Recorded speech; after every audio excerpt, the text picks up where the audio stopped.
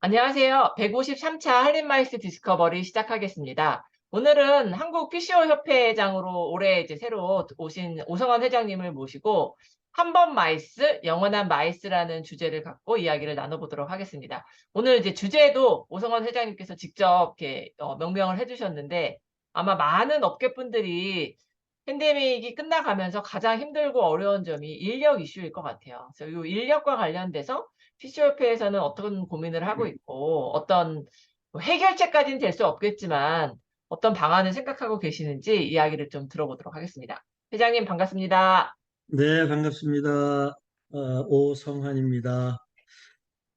153차 한림마이스 디스커버리 한마디에 네, 이렇게 제가 지금 세 번째 출연하고 있네요. 첫 번째, 맞습니다. 그다음에 100번째, 네, 그리고 153번째 불려주셔서 고맙습니다. 이게 153주 동안 이거를 계속해서 하신다는 게 대단한 건데요. 어쨌든 어, 감사합니다. 많은 분들이 도와주셔서. 네, 존경스럽고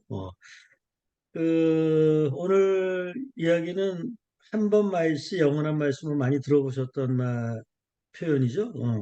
한 번 해병은 영원한 해병이다 해가지고 해병에 한 번 들어오면 끝까지 해병이듯이 한 번 마이스에 들어온 인력들을 계속해서 마이스 쪽에 묶어두려는 그런 바람에서 이런 제목과 이런 그 표현을 좀 제가 생각했고요. 그다음에 컨벤션 업계 부재로 심각한 인력 수급 문제를 고민하다 이런 내용으로 준비를 했습니다. 그 컨벤션 산업 인력 현황은 우리 그 PCO 협회에서 문화부의 예산 지원을 받아서 전문 인력 현황에 대한 연구 용역 결과 그 동덕여대의 윤영희 교수가 했던 그 내용을 좀 인용해서 설명을 드리려고 하고요. 그리고 이제 두 번째는 인력 수급 해소를 위해서 그럼 어떤 솔루션이 있을까라는 거를 저희가 지금 나름 고민하고 이렇게 하는 것들을 말씀을 드리려고 합니다. 어, 컨벤션 산업 인력 현황에서 뭐 요즘은 지원만 하면 합격한다 그러기도 하고 또 일터에 한국 사람이 없다. 음, 또 청년들 취업 기피하는 가장 1위 회사는 툭하면 야근하는 회사. 근데 PCO는 사실은 잘못 인식이 되어 있는 거예요. 우리 회사는 31시간 하거든요. 그리고 일주일에. 야근은 행사할 때만 하고 있고, 우리 요새 한중일 문화장관 회의도 하고, 또 SATM도 하는데, 지난주 연휴 때 보니까 일 안 하더라고. 그래서 어, 이게 PCO들을 잘못 알려줘서 그런데 어쨌든 음, PCO는 매 툭하면 야근하지 않는다는 걸 잠깐 요 장표에서 말씀을 드리고 이제 본격적으로 이제 이거는 크게 세 가지 캐티고리에서 정리를 해서 처음에는 구직자 그러니까 PC 업계, 컨벤션 업계로 들어오려고 하는 사람들 100여 명, 98명을 대상으로 했었고 두 번째는 그 업계 종사자, 재직자라고 하는 게 그 다음 장에서 설명을 드릴 것이고요. 그리고 또 사람을 뽑는 또 구인자, 그러니까 소위 말하는 PCO에 있는 대표들이나 그런 분들이 이제 46분이 했던 그 음, 설문조사를 내용으로 잠깐 요약한 내용을 좀 말씀을 드리면요. 먼저 구직자 대상, 그 평균 연령이 25.34세니까 아마 생애 첫 직장을 이렇게 음, 준비하는 사람들일 것이고요. 그래서 취업준비생인데, 이분들이 이제 그 어려웠던 부분이 어떤 것이냐라고 얘기했을 때, 이 사람들이 이제 아까도 전에 우리 윤 교수님하고 잠깐 말씀 나눴듯이, 어, 너무 조금 준다, 돈을. 음. 그 다음에 열악한 근무 환경 얘기하고, 또 외국어 능력이 부족하다. 그 위에 보면 이분들의 이제 그 토익. 조사를 해보니까 이제 이분들 중에서 이제 컨벤션 관련 전공을 한 사람이 66%였고 또 이분들이 아마 겹치겠죠. 컨벤션 기획사 관련 자격증 하신 분들. 그러니까 10분 중에서 6분에서 7분은 미리 준비를 한 분들이고 이분들의 토익 평균 점수가 784점. 제가 젊었을 때는 이게 엄청 높은 점수였는데 요즘은 이게 이걸 가지고도 외국어 능력을 이렇게 부족하다고 얘기하는 거 보니까 요즘은 스펙들이 많이 좋아진 거는 확실한 것 같아요. 그래서 이런 그 세 가지 어려움을 얘기를 했는데 조금 전에도 또 사전에 죄송합니다. 잠깐 얘기를 했지만 연봉이 낮다라고 하는 거에 대해서 동의하지 않는 PCO 사장들도 간혹 음, 있고요. 그리고 음, 우리 협회 회원사들 중에서는 어, 그뭐 대기업보다는 크진 않지만 꽤 많은 연봉을 주는 회사들도 있습니다. 그리고 열악한 근무 환경이라는 것이 사실은 어떤 기준이 좀 약간 상대적이겠죠, 그죠? 음, 그래서 이 연봉, 그 월급이 얼마인지, 그다음에 근무 환경이 어떤지 이런 것들 외국어 능력과 같이 약간 상대적인 개념이라서 그런 것을 염두에 두시고 요 내용을 보시면 좋을 것 같습니다. 그래서 어쨌든 구직자들은 이 업계에 대해서 연봉이 낮고 근무 환경이 열악하고 이렇게 알려져 있다라는 것, 그리고 그 외에 뭐, 이제 뭐 자기 명확성, 비전이라든가, 그 부정적 사회 인식 이런 것도 있네요. 그러니까 행사하는 사람들에 대한, 그러니까 이 피셔나 컨벤션 업종에 대한 인식이 안 좋은 것도 꽤, 이쪽에 그 인력이 유입되지 않는 그런 어려운 요소다, 이렇게 이해를 할 수가 있겠습니다. 그리고 이제 업계에 종사하는 분들을 그 100명을 대상으로 조사를 했어요. 조금 전에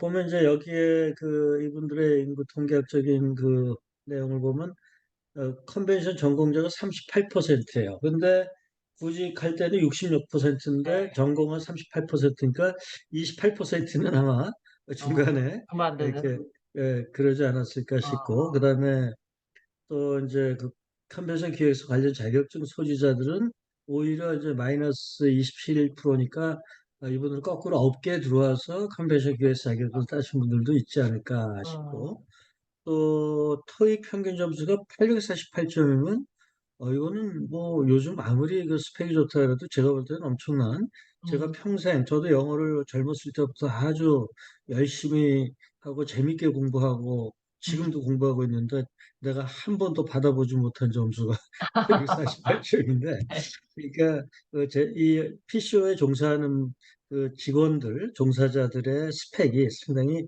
높은 분들이다, 이렇게 볼 수가 있을 것이고요. 그다음에 이제 이분들이 이직을 하는 경우는 이것도 사실은 연봉이 좀 낮다. 뭐 있을 수 있는 문제예요. 음, 그런데 이 부분에 대해서도 한번 잠깐 생각해 볼게. 그 연봉이라는 것은 일단 들어와서 일 시작하고 나서 주는 게 아니고 미리 이렇게 협상을 하고 들어옵니다. 그래서 네. 이게 연봉이 한 건 나중에 결과적으로 다른 어떤 이유 때문에 그만두고 나서 이런 이유가 있는데 게다가 연봉도 낮다, 이렇게 이해를 하는 게 음, 맞는 음, 그런 음, 판단이 아닐까 싶어요. 업무 과다. 음, 사실 저는 업무가 많다. 또 다른 말로 업무가 힘들다, 이런 이야기인데, 업무가 힘든 거는 이 업계의 소위 말해 장단점을 하고 구분한다면 단점이라고 이야기하기엔, 그렇다고 장점이라고 얘기할 수는 없지만 이 업의 특징, 음, 예를 들어서 전문직이라고 하는 의사라는 음, 직업이 쉬운, 음, 쉬운 직업이라고 생각하는 사람 아무도 없을걸요? 음, 힘들죠. 하지만 의사는 전문직이라 그러잖아요. 음, 변호사도 마찬가지고, 소위 네. 말해서, 뭐, 그래서 이거는 전문직 치고서 업무 가다하지 않고 업무 힘들지 않은 건 없는데, 어쨌든, 재직자들도, 어, 이제 이런 이야기를 했네요. 그 다음에 이제 불안한 회사 비전이라 그랬는데, 사실은 그 회사의 비전이 불안한 것이 아니고, 그 불안을 느끼는 본인이 이렇게 느끼는 게 아닐까 하는 생각을 합니다. 그래서 어쨌든 그것이 뭐 그다음에 이제 상사 동료와의 갈등, 뭐 사람 살다 보면 그런 게 있는데, 사실 이 갈등 때문에 그만두면서 이제 더불어 이야기하는 게 연봉도 낮고 업무도 많고 회사 이렇게 될 수도 있다고 그렇게 저는 생각을 합니다. 그다음에 불규칙한 근로 시간 이런 것들이 종사자들이 업을 떠나는 음, 그런 어떤 이유라고 말씀을 하셨습니다. 구인자라는 거는 이제 PCO 사장이겠죠. 네. PCO를 하는 분들이 46분이 이제 예. 원래 이거 다 100분 정도씩 다 하려고 그랬는데 아마 100분이 이렇게 다 바쁘셔가지고 답을 못 하신 것 같은데 음, 이분들이 생각하는 직원들이 왜 이직을 할까 음, 하든 거기에는 이제 그 종사자들은 연봉을 먼저 얘기했는데 이분들은 업무가 너무 많아서 그러지 않을까? 이걸 첫 번째로 꼽았고 그다음에 두 번째가 이제 연봉에 대한 것도 아까 우리 저기 윤 교수님하고 잠깐 얘기했지만 업계가 아까 주최자들도 이렇게 뭐 네, 인식을 바꿔야 된다고 말씀을 하니까 돈을 그 제대로 이렇게 리워딩을 해줘야 된다고 그런 의미에서 말씀을 하신 건데 어쨌건 지금 업계는 영업이익으로 따졌을 때 5% 내외의 그런 아주 어,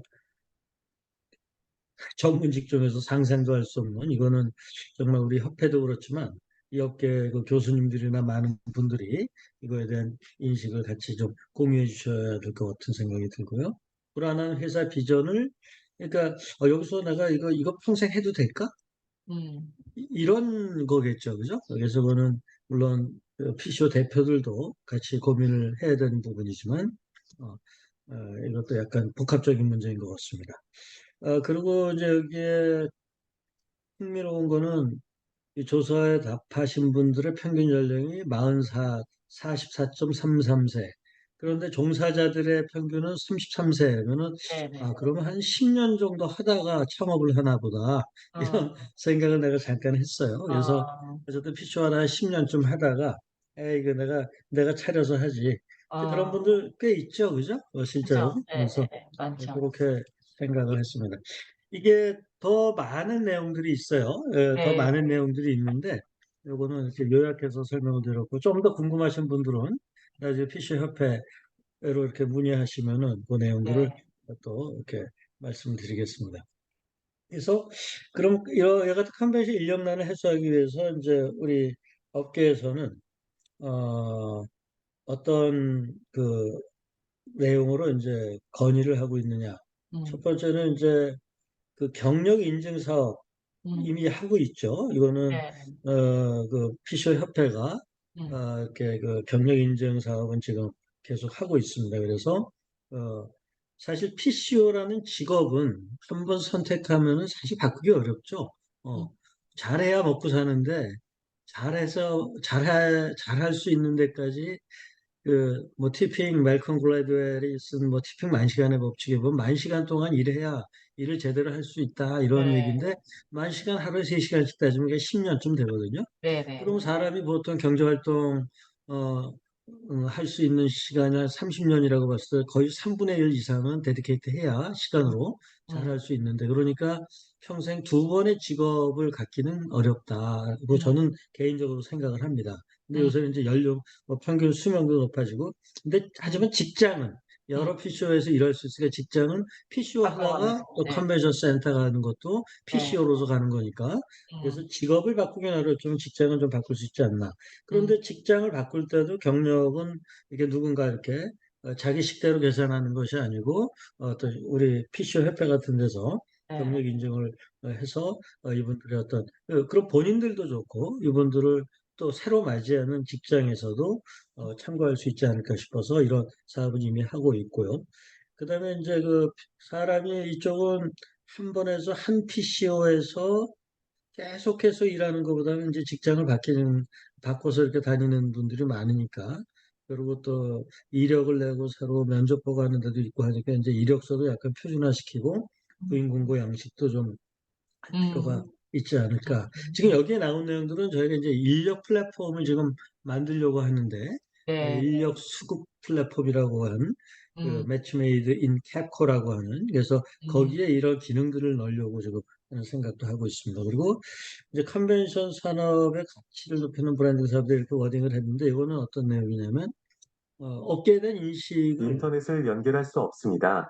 모뎀이나 라우터 연결 상태를 확인한 후 다시 시도하세요. 옆에 저기 구글이 있는데 얘가 시도 때도 없이 가끔 이래요. 네, 이거는 이게 요새 이거는 해마다 그 PC업 그 홍보 사업으로 들어가 있기도 한데 음, 아직까지 이 업에 대한 인식이 잘못되어 있는 부분을 이제 음, 계속해서 음, 바꿔야 되겠다 이런 노력이 필요하다는. 열악하다, 뭐, 예, 그렇죠, 연봉이 낮다, 그렇죠, 이런 것들. 네네. 그렇죠. 네. 음, 그리고 이제 그 종사자 간의 소통을 할 수 있고, 그다음에 재직자가 있고, 요즘 프리랜서 자유직 사람들도 꽤 많이 있고, 음, 또 이제 사람을 구하는 사람들도 있고, 음, 그래서 이런 여러 사람들이 한 군데서 모여서 서로 자기에게 맞는 그런 사람을, 자기에게 맞는 음, 직장을 구할 음, 수 있는 그런 플랫폼을 이렇게 좀 만들 필요가 있다. 이런 생각에서 이제 우리가 인력 음, 수급 플랫폼을 이제 음. 이야기하고, 그 준비하고 있다고 말씀을 드릴 수가 있습니다. 그래서 이제 오늘 뭐 발표 말씀드릴 시간이 이렇게 충분치 않으니까 이거 이제 제가 그럼 단기적으로 우리 업계에서 PCO 협회에서 이렇게 노력해서 좀 단기적으로 할 수 있는 게 어떤 게 있을까 해서 일단 첫 번째는 경력 단절 여성과 중장년층 인력. 그 이유는요. 예, 고용노동부가 이제 작년에 발표한 내용에 이제 우리나라에서 평균 퇴직하는 사람이 50세 미칩니다. 49세. 네, 50세면 청년인 거 아시죠? 정말 청년입니다. 제가 64세인데, 그렇죠. 네. 저는 요새 막 그 펄펄 끓어올라요.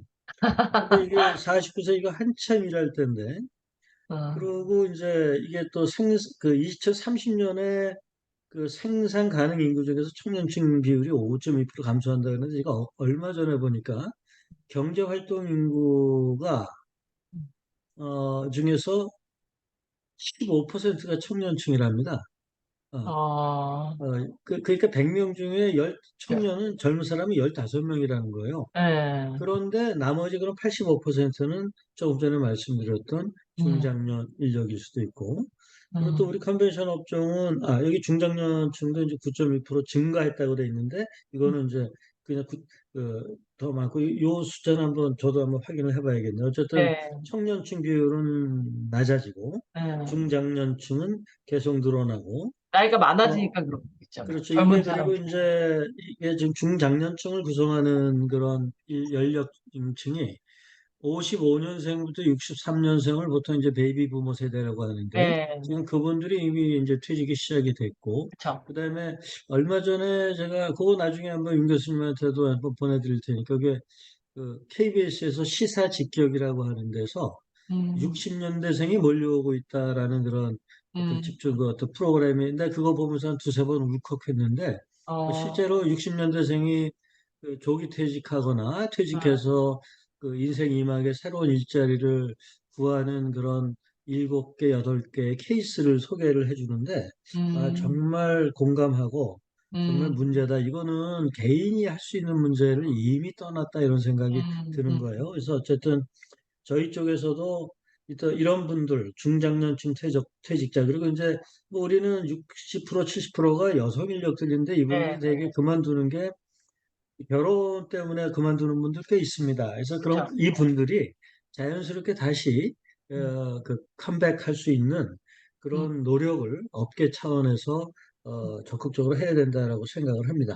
음. 그래서 이제 그 중장년층 중에서도 굉장히 양질의 인력들이 많아요. 네, 그럼요. 지금 사실 저희 회사도 그런 분들 어, 좀 몇 분 좀 모시고 있고, 모시려고 어, 또 계획 잡고 있고, 경력 단절 여성들도 그렇습니다. 지금 음, 최근에 우리가 하는 행사 중에도 지금 우리 회사에 과거에 아기 낳기 전에 있다가 음, 아기 이제 초등학교 다 보내고 오는 분들이 있어요. 근데 클라이언트가 굉장히 만족하고 있어요. 그래서 음, 이분들을 이제 활용하는 것이 매우 중요하고. 그런데 음, 이분들한테 필요한 거는 이분들을 다시 업에 투입할 때 이 업을 한 번도 경험해 보지 못했거나 과거에 했더라도 오랫동안 쉬었고 세상은 많이 변했으니까 이분들에 대한 직무 교육 그리고 이분들이 대교육, 네. 업에 들어가서도 계속해서 이분들에게 교육을 시켜주는 네, 이런 것들이 아까 잠깐 말씀드렸듯이 이런 것들이 어떤 협회나 이런 데서도 예산을 좀 아, 따면 네, 대학이나 이런 데서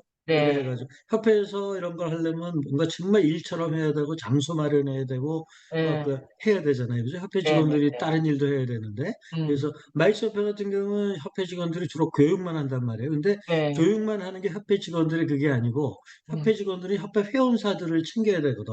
음, 직접적으로. 그래서 이런 것들은 대학에서 네, 윤 교수님 같은 분들이 이거는 정확히 이거를 이렇게 해서 좀 이런 니즈를 정확히 파악해서 하시는 게 필요하지 않을까 생각해서 말씀드렸고요. 네, 그러니까 지금 단기 방안의 그 특징은 국내에 있는 분들입니다. 일단은. 네, 그래서 네, 이제 첫 번째 국내에 계신 경력 단절 여성이나 중장년층 인력이고요. 또 국내에 있는 분 중에서 뭐 한림대도 그렇죠. 그리고 다른 우리나라 국내 주요 많은 대학의 이제 학생 수가 줄기도 하고 다 보니까 이제 외국에서 거꾸로 맞아요. 유학 온 외국 유학생들이 있어요. 네, 이분들이 이제 2021년도에 11만 명이고 유학 그리고 어학연 수까지 포함하면 이제 16만 명이다. 네, 그 유학생들은 보통 올 때 D-2, D2 비자를 받고 비자, 네, 있고, 그다음에 이제 그 어학연수는 D4 비자를 네, 갖고 네, 네, 있어요. 네, 음. 그리고 이제 시간제 파트타임으로 이분들이 이제 근무가 가능하고, 또 주중 근로 몇 시간 가능한지, 몇 시간까지 가능한지는 정해져 있긴 하지만, 네, 한국어가 잘하고 하면은 이제 이분들이 방학이나 이런 데는 또 시간 제한 없이 근무도 가능하고 해서 이분들이 기간제 인턴이나 방학 때 이렇게 하는 것도 좀 더 적극적으로 음, 역시 이분들도 교육이 필요합니다.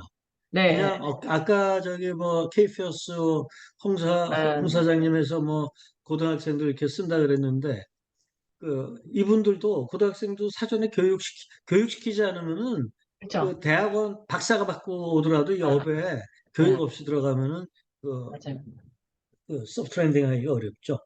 그래서 그 학기 중에는 현장 스텝으로 활용할 수가 있을 것이고, 기본적으로 한국어를 하지만 해당국 언어도 바이링구얼일 그렇죠. 테니까, 그 네, 다음에 이제 또 방학 중에 인턴 형태로 해서 이런 분들을 채용을 원활하게 할 수 있도록, 그 다음에 이제 이게 상황에 따라서 이 비자 문제도 해결해줘서 불법적으로 취업을 그렇죠. 하지 않도록 네, 해주는 네, 네. 것도 매우 필요하겠다는 생각이 듭니다. 중장기적인 방안으로는 이제 해외에 있는 인력인데요. 요거는 제가 이제 그 재외동포 재단 행사를 여러 번 하면서 차세대 행사를 이렇게 하다 보니까 우리나라 이민 역사가 이렇게 보니까 지금 뭐 2세대도 지나고 3세대, 4세대, 5세대까지 가는 데도 많은데 작년에 하와이 이민 100주년이라고 그러는데 대한민국에서 살기 좋아가지고 이민 가신 분들은 아무도 없습니다. 음, 다 어렵고 우리 가족 네, 중에도 내 누이도 54년생인데 큰 누나도 살기가 어려울 때 이렇게 이민 갔는데 음, 76년도에 그런데 이분들의 2세들이 이렇게 2세, 3세들이 태어나고 있는데 옛날에는 한국 하면 못 사는 나라 이렇게 음, 생각했지만 지금은 뭐 한류다, K컬처다 이런 것 때문에 한국에 대한 동경 그래서 그렇죠. 오고 한국에 싶어 하죠. 다시 돌아오고 싶어 하는 사람들이 네, 꽤 많이 있어요. 맞아요. 근데 사실은 이건 2세, 3세뿐만이 아니라 중장년들도 많이 해당되지 않을까 싶어요. 음, 그래서 그 이분들이 조금 체계적으로 이제 일단은 그 그냥 아무 생각 없이 올 수는 없으니까 음, 이분들을 각 재외 공간이나 음, 이런 데를 통해서 이런 취업 희망을 좀 받고 음, 이분들을 온라인으로 기본 교육을 시키는 거예요. 요새 온라인 교육이 코로나 덕분에 상당히 지금 오늘 가능해서, 우리도 네, 온라인으로 줌으로 만나고 하듯이, 있는데 네, 그렇게 하고 이분들 중에서 적당한 어떤 그뭐 심리 테스트나 이런 것도 거치고 음, 이분의 어떤 동기부여 정도도 좀 체크해서 이분은 정말 할 것 같다 그러면 이분들을 한국으로 초청을 하는 거예요. 음, 그 비행기도 태워주고 음, 호텔이나 이런 데서 그래서 음, 국내 몇 군데 컨벤션 센터 지자체들이 어떤 그 지원도 좀 같이 받아서 그런 데 가서 좀 돌면서 현장도 보고 현장에서 이분들하고 업계에 이분들을 필요로 하는 분들이 서로 이렇게 그 채용 상담도 좀 이루어지게 해서 이렇게 하는 그런 사업이 좀 필요하지 않을까. 이거는 재외동포청이 마침 엊그제 6월 5일 날 이제 인천에서 생겼죠. 그죠? 네, 인천은 공교롭게 우리나라에서 인천항을 통해서 이민 나간 그렇죠. 그곳에 이제 네, 저기 재해동포청이 제도, 생겼으니까 이거는 재해동포청의 주요 사업으로 내가 이거는 음, 정책 제안을 좀 해봐야겠다 하는 생각을 음, 음, 합니다. 그 다음에 이제 이것도 역시 제가 이제 그 우리 회사가 했던 행사 중에 세종학당이 그 네, 전 세계 그 한국어 학당을 통해서 그 82개국에 235군데 세종 학당을 운영을 합니다. 그래서 네, 네, 81만 명을 대상으로 해서 한국어도 가르치고 한국 문화 교육도 하는데 28만 명이 수료를 했대요. 이게 음, 지금도 계속하고 있는 사업이 우수 학습자 초청 프로그램이라는 게 있어요. 그래서 각 그 세종학당에서 1등한 수석한 외국인들을 데리고 와서 한 7박 네. 8일 뭐 해서 한국 문화도 가르쳐 주고 어, 뭐 이런 프로그램을 저희가 몇 번 했어요. 근데 네. 정말 재밌는 게 흑인도 있고 백인도 있고 별의별 사람들이 다 그렇죠? 있어. 외모는. 네네. 그런데 네. 한국말을 퍼펙트하게 합니다. 그래서 아, 여기 문화부 장관이 와서 한국말로 이렇게 얘기하는데 다 한국 사람은 알아듣고. 아무도 없는데 애들이 막 아, 웃고 막 그 호응하는 거 보면 아, 아주 기분 아, 좋아하는 걸 여러 번 봤는데 네. 이 사람들이 한국 문화 음, 댄스만 추려고 이거 했겠어요? 만약에 한국에 음, 일자리가 있으면 이분들이 오죠. 근데 제일 이분들이 어프로치하기 쉬운 일자리가 우리 업계다라는 얘기예요. 음. 그래서 이분들을 똑같은 요령으로 이분들에 대한 교육. 이거 윤 교수님이 좀 하셔야 돼요. 네. 그 온라인으로 해서 아니 네, 네, 실제로 네. 그래서 그래서 이거는 문화체육관광부가 조금만 마음 먹으면은 음, 이거는 당장 음, 할 수 있는 사업이기도 하다는 네, 거죠. 그리고 네, 문화체육관광부는 마이스 컨벤션 쪽에 주무부처이기 때문에 네. 이거는 그래서 제가 지금 말씀드렸던 중장기 방안은 지금부터 하지 않으면은 음, 어, 앞으로 2, 3년, 2030년에 아까 뭐 더 줄어들고 한다 그러는데 이거는 지금이 골든 타임이다 이렇게 생각을 합니다. 음, 이거는 오늘 뭐 간단히 얘기를 했지만 윤 교수님도 이렇게 만약에 동의하신다면 이건 네, 한번 같이 네, 이거에 대한 내용은 내가 얼마 전에 한 2주 전에 마이스협회 신현대 회장하고 또 네. 한국 이벤트 사업동조합도 똑같이 김한석, 네, 힘든데 김한석 이사장 같이 얘기를 하면서 다른 얘기 끝에 내가 이거를 좀 그 마이스 산업연합회라는 좀 한 아, 목소리를 낼 수 있는 그런 연합회를 어떤 아, 형태 임의단체 형태로든 얼른 만들고 내년에 총선도 있고 하니까 그 네, 얘기를 제안을 하더라고요. 나는 일단은 아, 찬성을 했어요. 아, 그리고 나는 여기에서 해야 되는 첫 번째 사업이 인력 수급을 위한 구체적인 정책 제안이다. 그래서 내가 이 아, 두 가지를 얘기를 했어요. 그랬더니 네, 이분들도 좋다고 얘기를 한 거여서 그래서 아, 이거는 마이스업계에 있는 모든 이해관계자들이 이 사업에 좀 음, 함께 좀 네, 해야 되지 않나.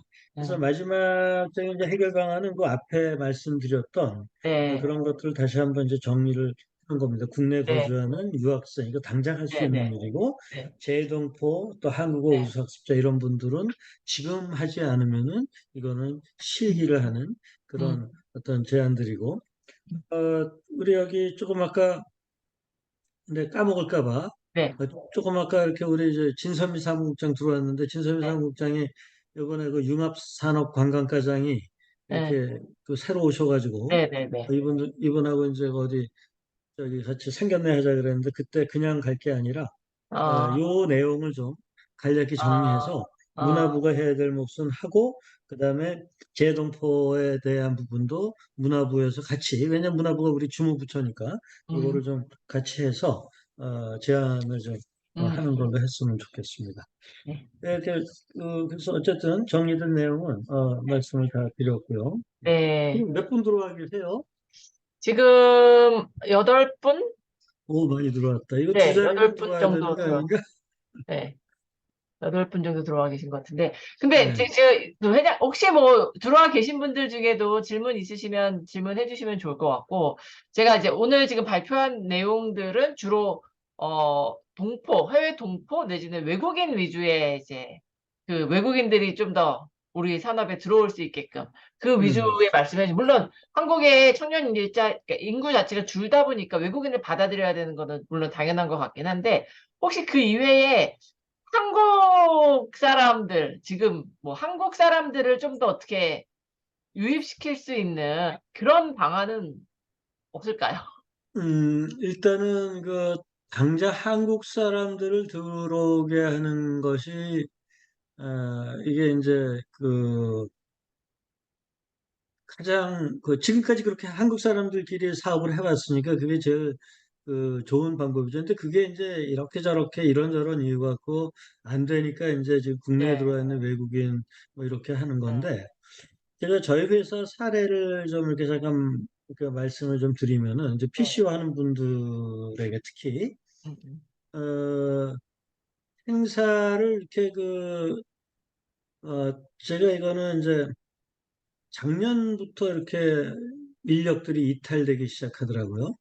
그 어, 이유들이 이제 힘들다 뭐하다 이렇게 해서 하는데 어, 이 직원들이 이제 힘들어서 나가는데 이제 다른 직장을 가는 경우보다 그냥 쉬다가 프리랜서로 그냥 음, 이렇게 하는 그래서 프리랜서들을 또 데리고 그 하는 제가 그를 변종 기업이라고 했는데 네, 이제 그런 분들 행사 퀄리티는 이렇게 책임지지 우선시하지 않고, 않고 네, 일단은 행사는 어떻게든 이렇게 이런 기업들까지 생겨서 저는 이 업계가 상당히 음, 좀 위기의식도 있다 이런 생각을 좀 하고 있습니다. 근데 그런 행사들은 사실 한두 번 하다 보면 행사가 절대로 제가 이거 행사를 한 20몇 년, 30년 가까이 하면서 확실하게 느낀 건 음, 어, 힘들어요. 힘든데 끝나고 나면 그 계획대로 이렇게 진행되고 있을 때 그 느끼는 보람도 굉장히 크거든요. 근데 음, 사실 많은 경우에 그 보람을 느끼지 못해서 그래서 돈을 많이 받는다 음, 그래서 만족하는 게 아니고 정말 어렵게 행사를 했고 그거를 알아주고 박수 쳐주고 하면은 거기서 음, 느끼는 그 보람이 굉장히 크거든요. 어, 맞습니다. 그래서 어쨌든 뭐 행사는 PCO들은 행사 잘하는 게 가장 핵심 역량이니까. 음, 그래서 우리 회사는 일단은 아까 말씀드렸던 외국에 있는 뭐 세종학당, 뭐 재외동포청 이렇게 해서 오는 인력들은 당장 교육도 시켜야 되고 엄청 오래 음, 적지 않은 시간이 걸릴 텐데 음, 지금 업계에 나가 있는 프리랜서들을 음, 이렇게 활용해서 하는 게 당장 이 사람들하고 일할 수 있는 그래서 이거 조금 아까도 잠깐 말씀하셨죠. 이렇게 이거 전에 어떤 네, 그 특정 회사 네, 말씀하시면서 네, 네, 프리랜서들을 네, 해서 하니까 너무 네, 돈을 많이 네, 달랜다. 한 달에 네, 1,000만 원을 네, 달라는 경우. 네, 근데 이런 것들을 좀 우리 단체 차원에서 이게 좀 네, 가이드라인도 좀 음, 주고, 음, 어, 그렇게 하는 것도 좀 필요하겠다는 생각이 좀 들고요. 음, 그래서 실제로 프리랜서들을 이렇게 한 예로, 이거는 내가 이벤트 쪽에서 김한석 이사장한테 들었나? 하여튼 그러는데, 우리 업계도 FN 커뮤니케이션즈 같은 회사는 600억 이상을 한답니다. 네, 맞아요. 600억, 500억, 600억을 하는데, 그렇게 할 수 있는 저력이 직원들이 다 하는 것이 아니고, 소위 말하는, 우리로 따지면 프리랜서죠. 음, 어, 속칭 감독이라는 분들, 네, 네, 네. 근데 연출 감독, 그렇죠. 이 감독들이 이제 자기의 어떤 그 행사에 따라서, 순발력과 경험과 기획력을 가지고 이제 음, 시스템 업체나 이런 서플라이어들 데리고 일을 하는 거예요. 맞아요. 그러니까 이벤트는 그게 가능한데 이제 우리 쪽은 그게 가능하지 않죠. 이게 음, 사람 음, 품이 들어가는 일들이 많다 음, 보니까. 음, 음, 그래서 근데 어쨌든 그거는 굉장히 좋은 시사점을 주는 거예요.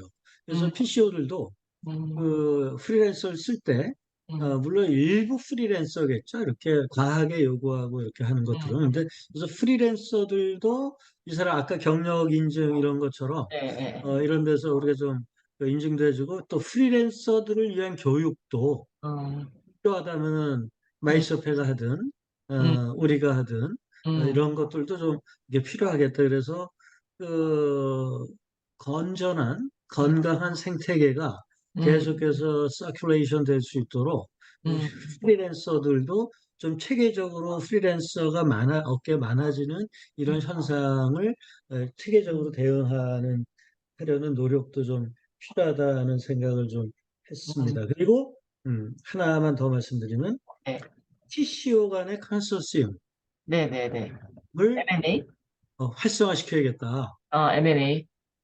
M&A가 아니고요. M&A는 사실 기본적으로 쉽지 않은 그런 절차인데 네, 그래서 지금 업계 한 30억짜리가 뜨잖아요. 네, 그러면 RFP가 30억 비슷한 행사를 많이 해본 회사가 그쵸. 그게 유리하죠. 그런데 네, 30억 이상 행사 많이 한 데가 많지 않죠. 네, 네, 네. 그러다 보니까 업계에서 뭐 I 회사, 뭐 E 회사 몇 군데 아, 나 이렇게 들어가고 그런 데가 또 못 들어가고 하니까 예를 들어서 방송사 뭐 네, 네, 네, MBC 네, 네, 뭐 네, 뭐 뭐 또 뭐 네. KBS 미디어텍 뭐 SBS 이런 데가 들어오고 지역 언론사 들어오고 이런 식으로 하다 보니까 이제 이 사람들이 자기들이 행사 직접 안 하니까 자기 알고 있는 주변에 조그만 회사들 이렇게 시켜서 하고 그냥 대대행 조서, 예. 그리고 심지어는 우리 업계에도 그렇게 하는, 음, 그거는 아주 업계의 어떤 생태계를 완전히 음, 고갈시키고 말리는 그런 일이다 이렇게 생각을 하거든요. 그래서 음, 차라리 PCO 간에, 우리 컨소시엄 회사는 구성에서 들어갈 수 그렇죠, 있게. 그렇죠. 그래서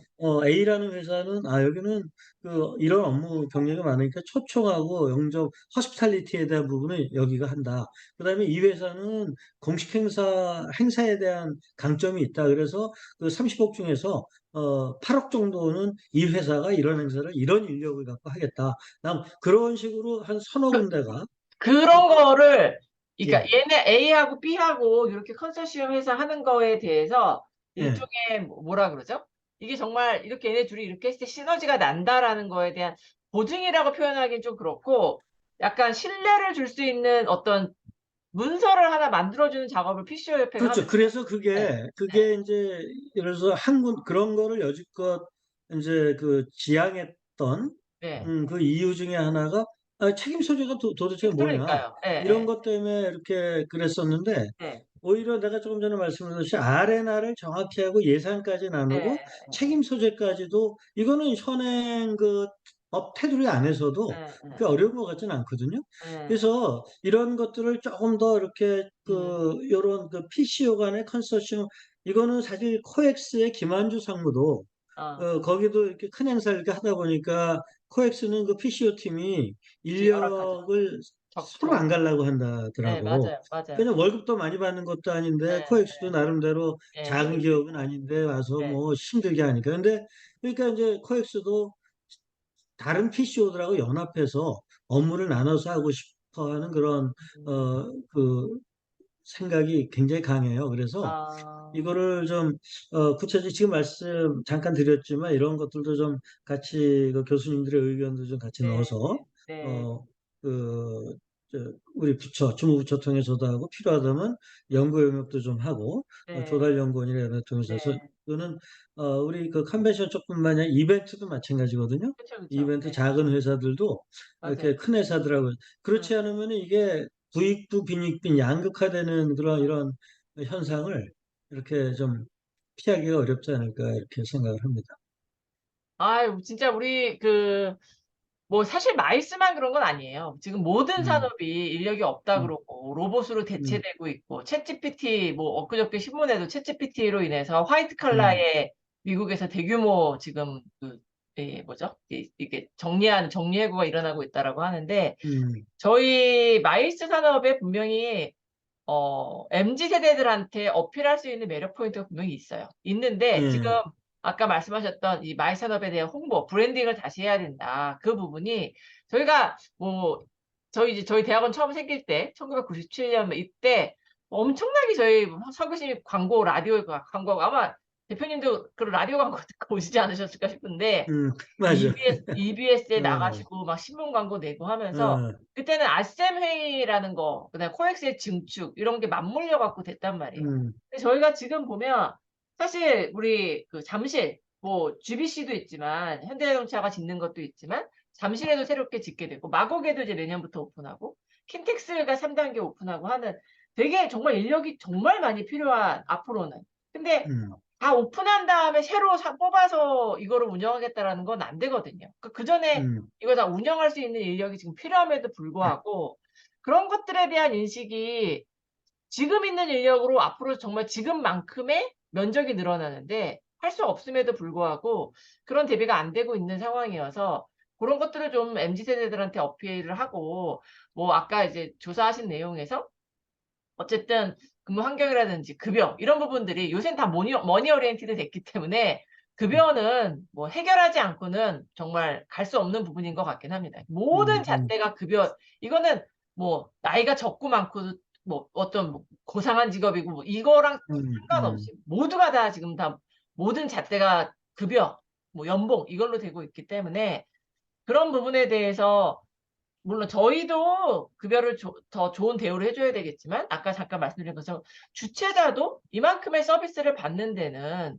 지금 내가 1억짜리 행사하면서 사실 그 비용이 감당을 못하는 거거든요. 이 인력의 인건비를.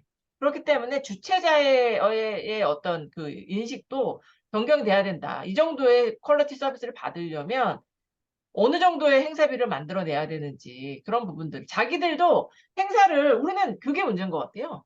등록비를 안 받는 거. 음, 정부 지원금으로 행사를 하려다 보니까 돈이 없으니까 자꾸 쪼고 쪼는 건데 돈을 해외에 나가보시면 다 아시지만 등록비 안 받는 행사가 어딨어요. 그 등록비 그렇죠. 10불 받는 행사가 세상에 어딨어요. 우리는 다 음, 학회 전부 다 10,000원, 20,000원 받잖아요. 심지어 음, 10,000원, 20,000원도 내지 말자고 하는데 그러니까 그런 음. 것들을 생각해 보면 등록비를 우선 제대로 받고 서비스 대행 수수료를 제대로 주면 그게 선순환돼서 인건비가 나갈 테고 그렇게 되면 좋은 인재가 들어올 수 있지 않을까 이런 생각이 듭니다. 네. 그래요. 네. PC오페가 오늘 더 하실 일이 많으실 것 같고요. 오늘 이렇게 귀한 시간 내주셔서 감사드립니다. 아, 저희 그리고 참, 네. 우리 잠깐, 우리 진선미 국장님, 오늘 요거 내용, 녹화본 나중에 윤 교수님한테 받아서 우리 PCO 전체 방에도 요거를 아, 좀 같이 이렇게 공유 좀 했으면 좋겠네요. 네, 알겠습니다. 네. 알겠습니다. 긴 시간 감사드립니다. 그래요. 수고하셨습니다. 했습니다. 감사합니다. 네. 감사합니다.